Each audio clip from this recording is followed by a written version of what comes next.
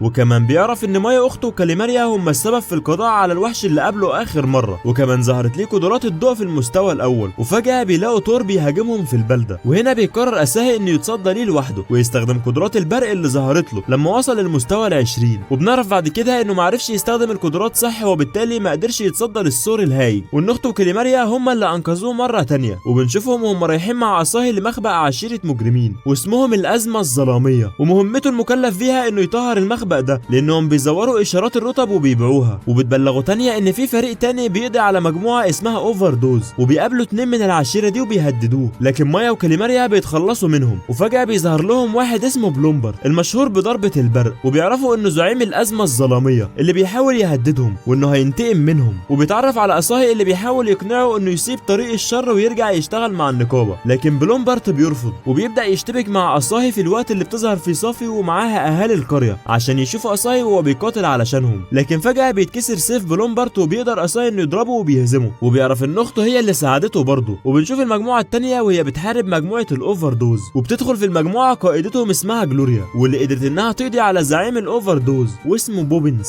وبعد كده بتعرف ان اساهي هو اللي متولي المهمه الثانيه، وبتحاول انها تروح تتحقق من قدراته بانها تواجهه بنفسها. وبنرجع للقريه اللي بتحتفل بنجاح اساهي في المهمه، لكن فجاه بيعرف ان في مجموعه وحوش عند مدخل القريه، وبيطلبوا من اساهي يروح يواجههم لوحده وما ياخدش اخته معاه. فبيبدا ياخد سيفه وبيروح يواجه الوحوش، بس بيلاقيهم مجموعه كبيره جدا، وبتبدا ثقته في نفسه تهتز، وبتبدا الوحوش انها تهاجم القريه. لكن الفتاه اللي في المجموعه الثانيه هي وجلوريا بيتدخلوا وبيقضوا على الوحوش، واساهي واقف بيتفرج عليهم. وبتتعرف جلوريا على اساهي وبتعرف انه ضعيف، ولما بيحاول ينكر بتعرض عليه انها تبارزه في مباراه، وبيوافق اساهي. لكن بيحصل برق بيشق الارض، ومساعده جلوريا بتنقذها. ولما بيسالوه عن القوه الشديده اللي مش ظاهره عليه ما بتقتنعش جلوريا بالقصه دي، وبتصمم انها هتكشفها في وقت المبارزه بعد كام يوم. وبيظهر ان اساهي خايف من المبارزه ومش واثق في نفسه، لكن اخته مايا بتدعمه وبتقول له انها هتقف معاه. وبيجي يوم النزال وبيقف قدام جلوريا، وكل واقف بيتفرج عشان يشوف نهايه الصراع ده ايه. وبيبداوا يشتبكوا مع بعض في مباراه قويه جدا، واساهي بيتخذ وضعيه الدفاع فقط، وجلوريا هي اللي بتهاجم. وجلوريا بتستعد عشان تضرب ضربتها الاخيره، لكن اساهي بيهرب منها وبيدور على نقطه ضعف جلوريا. وفعلا لما بتبدا تضرب ضربتها الاخيره بيحصل ضوء مبهر وبتفقد سيفها، ولما الضوء بيروح بتلاقي اساهي كسبان النزال وهو رافع سيفه في وشها، وبتعلن انها المره اللي جايه هتكسبه بعد ما بتعترف بهزيمتها في الجوله دي. وبيبدا اساهي واخته مايا مهمه جديده، وهي البحث عن ازهار ذهبيه في اعماق سهل تولك. وبيقابلوا في طريقهم صوفي اللي بتعرض عليهم انها تروح معاهم لانها بتعرف تدور على الاشياء دي. ولما بيوصلوا لمفترق الطرق بيختار اساهي انه يكون لوحده، وصوفي بتروح مع مايا في الطريق التاني. والوحوش بتهاجم اساهي وهو ماشي لوحده، لكن بيتفاجئ ان كاليماريا بتنقذه المره دي وبيشكرها اساهي. لكن فجاه بيحسوا بوجود وحش وبيجروا عشان يقضوا عليه لان في ناس بدات تستغيث واصواتها بدات تعلى. ولما بيوصل اساهي بيلاقي ان في ناس كتير واقعه على الارض، وبيبلغهم ان هو جه يقدم المساعده. لكن بيقابل الوحش اللي بيستهزأ باساهي وبيطلق عليه هياكل عظميه مقاتله، لكن اساهي بيضربهم بسيفه وبيبدا يهاجموا الوحش بنفسه. لكن كاليماريا بتتدخل وبتعرفه، وبيكون اسمه فيكان وانه من جيش الشياطين برضه زي كاليماريا. وكمان بيعرض عليها انها تكمل معاه لحد لما يقدروا ياخدوا العاصمه الملكيه نفسها ويكملوا قتل في البشريه. لكن اساهي بيعترض على الكلام ده، وكمان بتوافقوا كاليماريا على كده، وبتتخلص من الوحش وبترجع مع اساهي عشان يقابلوا مايا وصوفي، وبيقدروا يتموا المهمه ويجيبوا الزهره الذهبيه. وبنشوف كاليماريا وهي بتستعد عشان تقابل اساهي، ولما بيوصل النقابه بيهنوه على انتصاره على الوحش الاخير، وبيبشروه ان مستواه ورتبته هتعلى بعد كده. وكل ده بيسبب له قلق لان كل ده مش صحيح، وان في فرق بين قدراته الحقيقيه وبين رتبته. لكن وهو راجع بتقابله جلوريا في الشارع ومعاها مساعدتها كورن، وبتعرض عليه انه يروح معاهم غابه الارباك لان بيختفي فيها مغامرين وهم عايزين يعرفوا السبب، وعايزينه كمان يجي معاهم عشان يساعدهم برتبته العاليه. وبيدخلوها في الاخر وبيلاقوا المغامرين المفقودين، وبيظهر وحش الشجره فجاه واسمه تراين. لكن جلوريا بتقدر تتعامل معاه وبتهزمه قدام اساهي وكورن، وبيرجعوا القريه تاني بعد ما بينقذوا المغامرين. وبنشوف جلوريا وهي بتلم حاجاتها من بيتها عشان تمشي وتعيش لوحدها، وبتساعدها كورن. وكمان اساهي اللي بيكتشف ان ده ضد رغبه عيلتها، وبيحاول رئيس الخدم انه يقنعها انها ما تمشيش، لكن هي بترفض حتى لما حاول يستخدم معاها العنف ما قدرش. وبينصحها لان ابوها خايف عليها وعايزها تخف من حياه المغامرين اللي هي عايشاها لانها من عيله محترمه. وهنا بيمشي اساهي معاها وبيقرر انه يساعدها على قد ما يقدر عشان تقدر تعيش وتعتمد على نفسها. وبنشوف رئيس الخدم وهو بيشك في اساهي انه يكون بيضحك على جلوريا، عشان كده اجر البير الشرس عشان يقوم باسترجاع جلوريا مره تانيه. وبنشوف جلوريا وهي بتحاول تعمل حاجه عشان اساهي يفضل قاعد معاها في البيت، وبتقترح عليها كورن انهم ينشئوا مجموعه مغامرين، وبيرحب اساهي بالفكره. وكمان صوفي بتعرف وبتعرض عليهم انها تنضم دم ليهم. وبيفكر أصاهي انه يضم اخته مايا وطبعا كليماريا، لكنه بيفضل قلقان وخايف لانه حاسس ان مستواه مش مؤهل انه يقود مجموعه المغامرين الجداد. لكن اخته بتثق فيه وبتحمسه وبتقف جنبه. لكن فجاه بيتحول أصاهي لتمثال من الحجر، وبيعرفوا انه واجه وحش من فصيله السحالي بيحول كل حاجه يشوفها على الحجر، وبيدوروا على اي علاج ليه لكن مش بيلاقوا، لحد لما بتوصل كليماريا وهي اللي بتقدر انها تعالجه وبتخرجه من الحاله اللي كان فيها. وبنشوف ان فيه هجوم من اسماك القرش على شاطئ من الشواطئ، وبتستعين النقابه بأصاهي عشان يتعامل مع الوضع ده. وفعلا بيروح أصاهي ومعاه مجموعته على شاطئ البحر ما عدا كليماريا. لكن فجاه بيلاقوا المهمه خلصت لان كورن مساعده جلوريا اتعاملت مع اسماك القرش اللي موجوده على الشاطئ بالكامل. وهنا بيقرروا انهم يكملوا بقيه اليوم على الشاطئ. لكن بيظهر مجموعه من اسماك القرش بتيجي عشان تنتقم من اللي قتلوا اخوانهم، وبيتصدى ليهم أصاهي واللي معاه وبيخش يشتبكوا معاهم، وبيقدروا انهم يهزموهم عن طريق جلوريا ومايا. لكن بيكون في سمكه هتضرب مايا وبيتصدى ليها أصاهي وبيتلقى الضربه بدلا منها وبيفقد الوعي. ولما بيفوق بيلاقي نفسه مع اخته على جزيره وبيبداوا يعيشوا على الجزيره. لكن فجاه بيخرج من البحر الملك القرش العظيم وبيقول لهم انه بيحكم البحر. لكن في اللحظه دي بيظهر بقيه اصحابه اللي بيشتبكوا مع الزعيم وبيقدروا انهم يهزموه، وبيخلوه يضطر انه يستعين بابطال البحر عشان يندمجوا مع بعض ويكونوا مقاتل آلي. لكن مايا اخت أصاهي بتطلق عليه نيران قويه وبتنتصر عليه في النهايه. وبعد كده الدنيا بتشتي جامد، ولما بيطلع أصاهي بعد ما المطر يقف بيهاجموا سلايم. لكن اخته وكليماريا بيقدروا ينقذوه. لكن السلايم بتبدا تهاجم اهل القريه كلها اللي بيبداوا يهربوا من قريتهم. وكمان تانية موظفه النقابه اللي بتوضح له ان كان في فيضان من السلايم، وده خطره اكتر من خطر فيضان الميه. والسلايم دي بتتغذى بميه المطر وبتقدر انها تتضخم بسببه وتهاجم الناس. لكن لازم يلاقوا العقل المدبر لفيضان السلايم ده عشان يقضوا عليه، وبالتالي يقضوا على كل السلايم اللي بتتبعد. وبيوعد أصاهي تانية انه ينقذ القريه واهلها، وخصوصا ان روي اخوها الصغير اختفى من وقت هجوم السلايم، وبيوعدها انه هيدور عليه وينقذه. وبيبدا يجمع أصاهي فريقه عشان يقسم العمل، وبيكلف اخته بتفجير السلايم. وفعلا بيبداوا التعامل مع الهجوم، لكن بتتفتح بوابه طاقه وبيطلع منها كميه وحوش ضخمه وكلها بتخرج في نفس الوقت، منها الوحوش الطائره والهياكل العظميه. وبداوا يهاجموا القريه اللي غرقت في الميه كلها. في نفس الوقت أصاهي بيلاقي روي اخو تانية وبياخده عشان ينقذه، لكن بيهاجموا تنين مائي وبيواجهوا مقاتل القريه وبينقذه. وكمان بيتدخل سيرفر وبيشارك في المعركه. كل ده وأصاهي شايل روي على ظهره عشان يرجعه لاخته. لكن كل ما بيقتلوا التنين المائي بيرجع تاني، وسيرفر بيقول لهم انهم لازم يلاقوا نقطه ضعفه ويضربوه عشان يقتلوه عشان ما يعرفش يجدد نفسه تاني. وكمان بيكلفوه انه يشوف جوهر السلايم عشان يقضي عليه، وهم هيفضلوا عشان يواجهوا التنانين المائيه. وبيكون اهل القريه عايزين ملجأ يهربوا ليه من هجوم السلايم عليهم، وبيوصلوا المكان وبتكون صوفي هناك وبتقدر تعالجهم، وكمان بتقدر تعالج مجموعه السواد الحالك. واللي بيقرروا انهم يقعدوا مع الناس هنا ويحموهم في حاله هجوم السلايم عليهم. في اللحظه دي جلوريا بتفتح اسرها لاهالي القريه بعد ما كان رئيس الخدم معترض عشان ما ينقلش الفوضى داخل القصر، وبتشكرها تانية على انقاذها لاهالي القريه. لكن فجاه بتتفتح طاقه كبيره بيطلع منها وحش بيهاجم تانية، بس البير الشرس بيظهر فجاه وبينقذها. وبيدور أصاهي على جوهر السلايم بس بطريقه عشوائيه، وبتقابله جلوريا ومعاها كورن مساعدتها اللي بتتكلف انها هي اللي تدور على جوهر السلايم اللي فعلا بتلاقيه وبتحاول انها تتخلص منه، ولكنه سريع جدا. وهنا بتقرر جلوريا انهم يهاجموا من الثلاث جهات،